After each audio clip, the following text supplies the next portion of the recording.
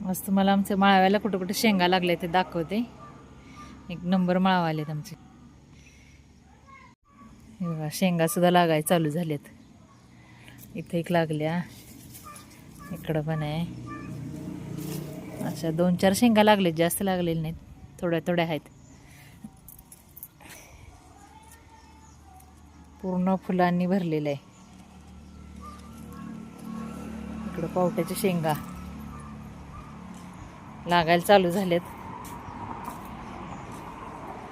कशी फुलं लागलेत.